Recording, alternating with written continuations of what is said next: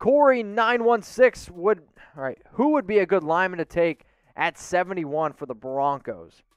So a good lineman to take for the Broncos, I think Christensen would be a pretty interesting name. Spencer Brown could be a pretty interesting name. When I think about who they could really get, probably the best fit there is a guy like Quinn Meinerz. I absolutely love Meinerz. He can do a lot of different things. And some of the biggest needs for Denver, center, guard.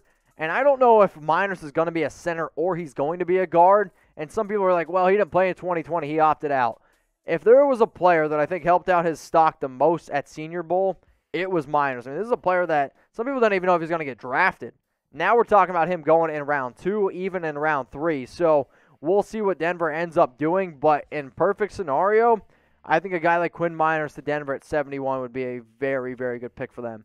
Corey, I appreciate your question. If you want to go check out our Broncos channel, please do. It's youtube.com/BroncosTV. All right, Jorge Delgado, thoughts on taking Jamin Davis at pick number 40. So you're basically talking about the Denver Broncos here taking Jamin Davis at pick 40. I like Jamin Davis a lot. He's a good player.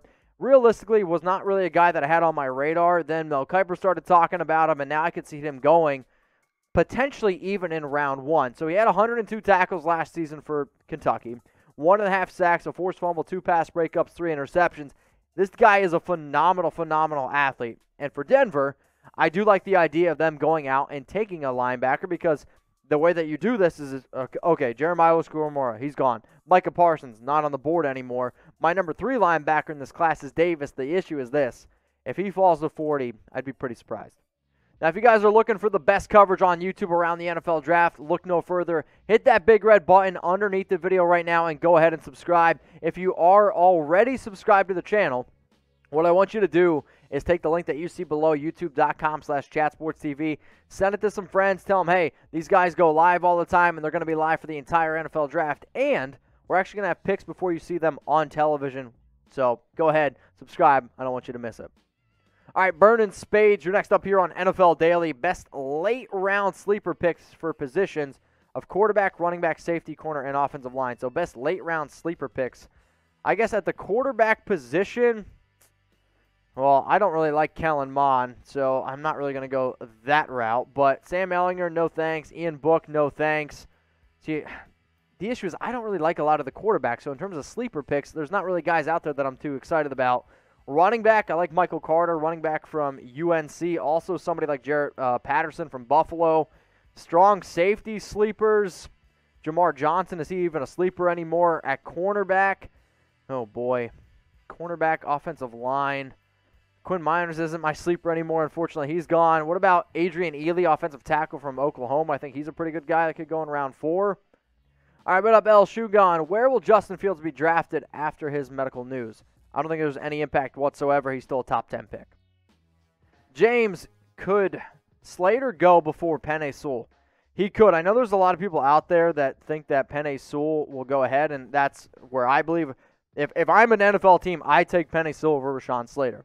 However, if you're a little bit confused about certain players on your offensive line and you're looking for somebody who's a little bit more versatile, Rashawn Slater actually might be the better option in terms of a guard than what Sewell could be, but Slater, to me, goes ahead of Sewell maybe in 10% of mock drafts. And I think in the real world, if you did 10 drafts, Slater would go ahead of Sewell in maybe 1 out of every 10. Sewell, to me, is the better player. Now, maybe you live in Miami, maybe you live in Dallas, Texas, maybe you live in Los Angeles. It doesn't matter the city.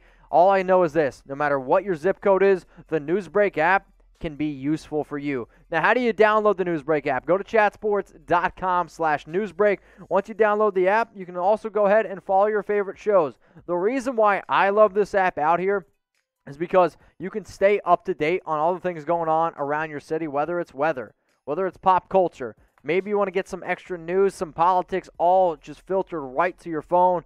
It's really simple to be able to do, and you're going to be able to stay updated. Maybe you want even more sports content. We got you covered. And if you're looking for even more exclusive videos from Chat Sports, you can get it at the Newsbreak app. The app is 100% free. It takes literally 5 seconds to go ahead and download, and it helps us out a ton here. So if you could, go to chatsports.com/newsbreak, download the app, and then go to the search button, search your favorite NFL team, and then find the show that we have around them. I promise you, you won't regret it. From Kyle Darling, Broncos targets on day 2 to look out for.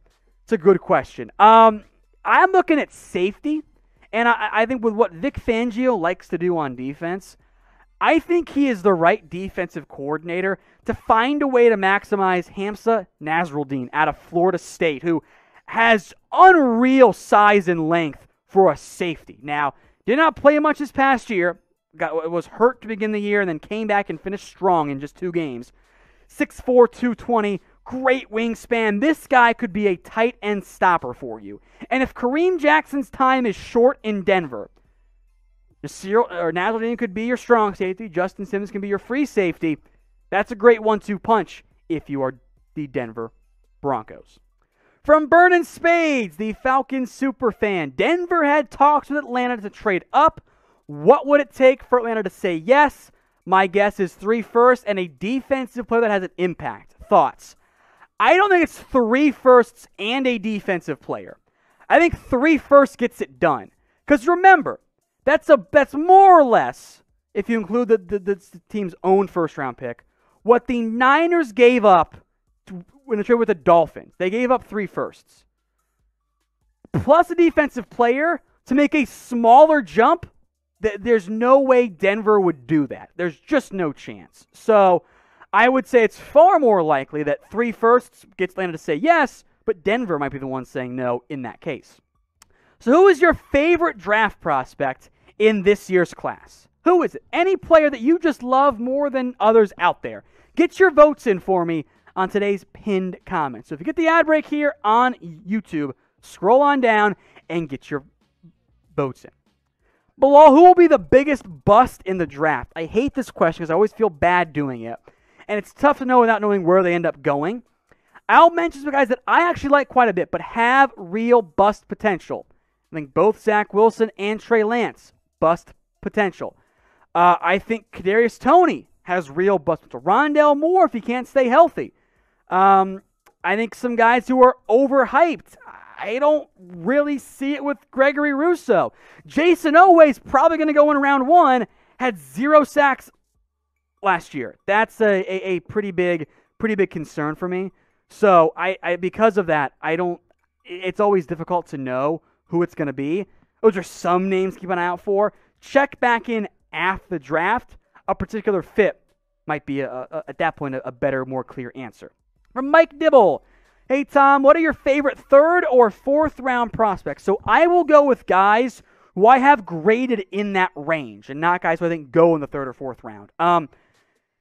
Bobby Brown out of Texas A&M. Like him a lot, a one technique. I like Tommy Togiai from Ohio State, too. Let's see. I got, Tommy Tremble, tight end Notre Dame. He's good there. I've got, let's look a 4th round guy.